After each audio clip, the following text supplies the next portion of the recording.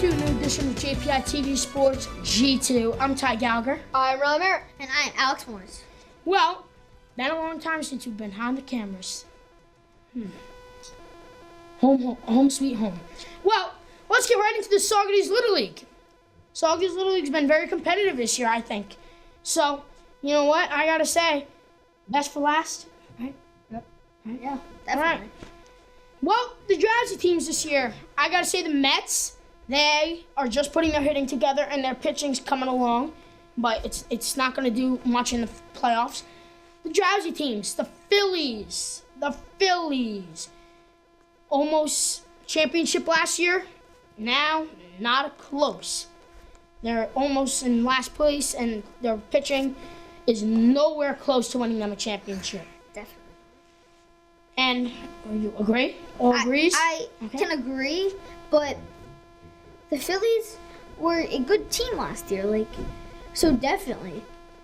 Because they had a great pitching staff, and they had a great hitting staff, but they just can't do it together. They just can't put it together. They can't put them up. They can't put the right chord with the right chord. I have to go ahead and disagree because the Mets, they gave the Giants, and I'm sure a lot of other teams, a run for their money. Mm-hmm. Because I believe that if you can force 9 innings of straight nonstop baseball and it's not an MLB game, you deserve to not be the drowsy team. Yeah, you make a good point. Mets Giants, man. That was the longest game of the century. That'd be good. Most improved teams. Tigers? Anyone? The Tigers are done hibernating. I know the Tigers don't hibernate, but they're done hibernating. Although they don't hibernate. But you know what? They're done. They're ready. They're ready to explode to the championship this year. But that's off. That's the future. Okay? So we gotta really put our heads in for the Giants. So, we gotta make teams that run for their money. So, anyone wanna? The Tigers are doing great. I gotta admit, they got a great hitter and a great pitcher in Nate Cowell. They got a good hitting staff. They got a good pitching staff. They have a great bullpen, and it's just phenomenal. They turned from the bad news Bears to the perfect team. Not perfect, but good. Good. Okay. Riley, same. Yeah, pretty much. All right. Well, Saugerties High School baseball, the modified season. I thought it was pretty good. Anyone wanna, 7-6, not bad, right? 7-6. It's a winning record. It's not bad. Yeah. But I'd like to see a little more out of them with all the talent that they have. I think all that talent doesn't fit together. That's what I say. Riley? But I've said a long time for now that Evan Norman and Andrew Reynolds cannot get alone. Both of them are shortstops. Both of them are phenomenal hitters. Both of them are great pitchers. It's just when they're on the same team is when they don't work. They're I don't know. I gotta say, man, I think it's gonna be a little, But we have an interview for you with Mr. Fritz, the high school modified coach.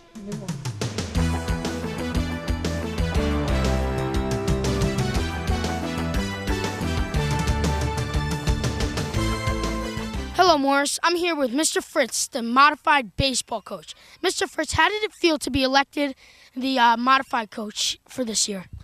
Well, I was very excited about it. I never coached baseball at any level before, so this was really my first opportunity to get to work with some young men and teach the game of baseball. And I absolutely was thrilled to find out that I got the position, and I enjoyed every single minute of it. Well, tell me, how proud were you of these players this year? Extremely proud. We ended up with 7 wins and 6 losses in 13 games. 3 of those losses were by 1 run and were at the absolute end of each game. So they were my guys were very competitive, and we played some really good baseball. And I was extremely proud of each and every one of them as individuals, and even more proud of the effort they put forth as a team and as a group. Well, how hard was it to pick a team? Because I know a lot of these kids are really good. How hard did it be to pick a team? Well, The tryout process was definitely something that was new to me, and definitely proved to be difficult. And there's a lot of baseball talent in this town. I know that baseball, it has and always has been extremely important to this community. And there are a lot of good young players around the area.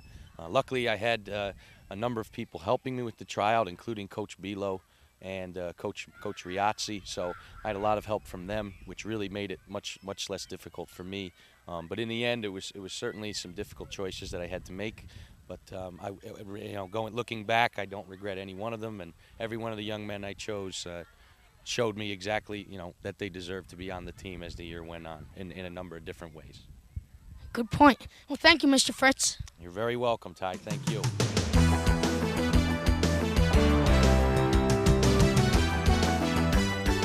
Well, let's get right into our pickleball. It's totally smashing, and it's the time of the year that Morse kids totally look forward to. Well, the second most, because Mustang Bowl is probably one on that list. Yeah. Well, I don't know. It's not going to be a runaway competition this year because there's a new thing this year made by our wonderful Mr. DeFino that there's going to be a girl division and a boy division. So there's not going to be any easy games for some good pickleball players like us. Like us. Now, Alex, what do you got to say? It's gonna be awesome. Like you said, totally smashing. Yes, it is. The girls bracket and the boys bracket, I love it. So there is no blowouts. So it's all fair. And then me and you being on the same team, we'll totally smash all the teams, hopefully. But no, it'll be a good time. Riley? I think this is, well, not probably taking as an idea, but I think it's a good one. At the end of each bracket, after each bracket has its own championship, they'll face the winner of the boys. The winner of each bracket should get to face the winner of the other bracket. Yeah, definitely.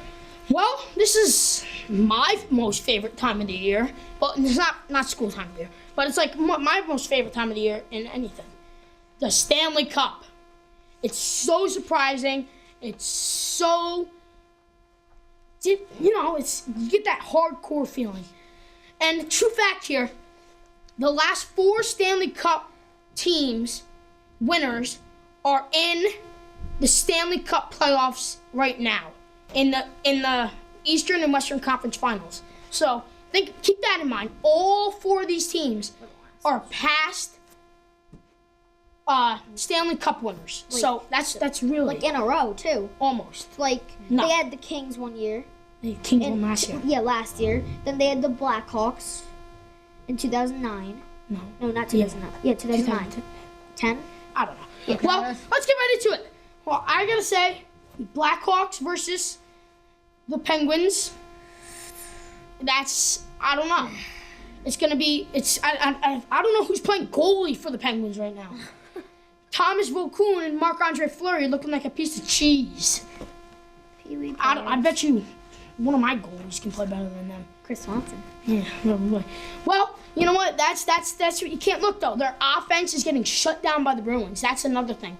Tuukka Rask is looking good in goal, and I'm gonna say the Bruins are winning that, and the Blackhawks and the Kings. Kings are officially 9-1 in their building this year. That's a little scary, but they can't look at that, and they gotta play the Blackhawks game. So that's what I gotta say. So they have to match up. Yeah, it's gonna be the Kings and the Hawks. The Hawks are gonna win it in the next 2, so that'll be game 6, right? Well, it's the Kings 2-1. Never mind. Yeah, it's the Kings defense against the Hawks offense. Basically, that's what's my favorite. It's Jonathan Quick. Yeah, Jonathan Quick versus him. Jonathan not so quick. Standout players this year: Crosby, Quick, Bergeron in the playoffs, easily. But my cup prediction, I want to save the best for last. It's going to be the Blackhawks and the Bruins. And then the Blackhawks are going to win it in 7. I have to agree. I can't agree. Tuukka Rask is going to fall apart when he gets Jonathan Quick, Jonathan Taylor, Sharp, all them, Kane, Hossa. They're going to fall apart. Well, we're going way back now to Memorial Day weekend. The MLB, I thought that was a big turning point in the league when there was some big rivals such as the Rays and the Yankees, the Braves and the Mets, and the Dodgers and the Cardinals. Now, let's start with the Cardinals first. The Cardinals finally won a game. Yay. But not the same division. But it was a great weekend. It was. Like, The Cards won. the Yankees are going to be good, but the stars aren't going to be as good as all the other players. Like, say, they have Brennan Bosch doing good. Okay. Mark Teixeira is doing not bad for just coming back. And then it's just, they're good. They're good the way they are. The Mets and the Braves. I think that's going to be a battle, right, Riley? Yes. It's going to be a battle to the end. Yes, exactly. And the Mets and the Yankees and the Rays. It's going to be Yankees. All Yankees, you think? Definitely. Well, they won the series 3-1, right? Yeah. It's going to be all them. I don't know. Well, the Yankees are going to be terrible with their superstars. It's going to be serious because the NL East and the AL East are two hardcore divisions where there's a lot of rivalries. So, it's going to be different. Well, Riley, what do you got to say about the MLB? I gotta say that the teams that are stacked with stars are doing bad, kind of, because they can't spread everybody out. But the teams that are not, the teams full of new draft picks and everything, they're starting to shine through as the teams that are going to be the future of the MLB. Yes. Definitely. You are Bryce Harper. 100% correct. Bryce Harper being on the DL. Yeah. It's not looking good for the Nationals, Naturally. but I think they can fight through it if they just work their pitching staff. They don't have Steven Strasburg right now. It's just scary. But you know what? We can't think about that. Alex, thank you, Riley, very much for that wonderful throw-in. Alex, what's going on with the Heat? The Heat, that's how stacked they're. They're so stacked that Ray Allen, the best three-point shooter in my mind of all time, is on the bench.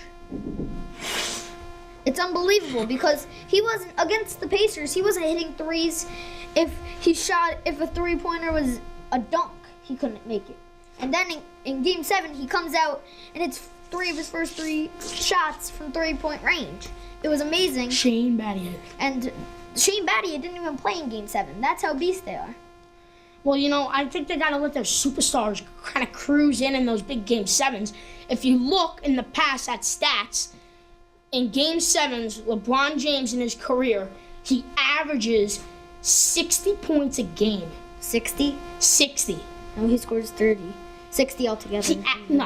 He averages 60 in his career in a Game 7. So that's what you got to really think about. So, what about the Spurs? The Spurs, they're looking good. Manu Ginobili. They got Tony Parker. They got Tim Duncan. They're doing good, but they're too old. So, they're rusty. They are rusty. The Heat are just too good. Like Dwayne Wade, Ray Allen, Chris Bosh. They're just phenomenal. Riley, you want to agree? I'm gonna go with go back to the Heat. The MLB has Mr. October, Reggie Jackson. Why doesn't the NBA have Mr. Third Quarter, LeBron James? Outscoring the Pacers. It's hard. The team's made it that far. You should not be outscored by a single player. In one quarter. In one quarter. Well, you got to think about this. I was watching all the Sports Center stuff, and they're saying LeBron James compared to Michael Jordan. I'm saying this. Michael Jordan is playing 13 years in his NBA career. So why are they comparing LeBron James in his 6th year of the NBA, right? Why are they comparing him so soon? When LeBron retires, maybe they should start comparing. No, LeBron is the championship caliber player, the MVP. He's unstoppable. The only thing you can hope for a defense is that he goes ice cold. Yeah. Even if you're right in his face like this, he'll still sink a 3. It's that's the point. He's just, and on the defensive side too. And Riley mentioning that second quarter against the Pacers, outscoring the Pacers by himself. He had 3 assists going along with that 16-13 LeBron. All right, Alex, Heat are gonna win it all for you? Definitely, because they're just too good. Like, nobody can stop them. They even won 27 straight. Yeah. If it wasn't for the Bulls, I'm going we'd be Heat. Probably still going right now. I'm going Heat, man. Heat all the way. No reasons. The It's 6 LeBronathon, games. the LeBronathon will end in the NBA playoffs, and it will go 6 games with the Spurs winning it all. No, 6 games. Whoa. Miami winning it all. You are Okay. correct. Okay. Not. Okay. Well, thank you for watching our new edition of JPI TV Sports G2. I'm Ty Gallagher. I'm Ron Merritt. And I am Alex Morse. And remember to Google us Watch us. Like us. and share us.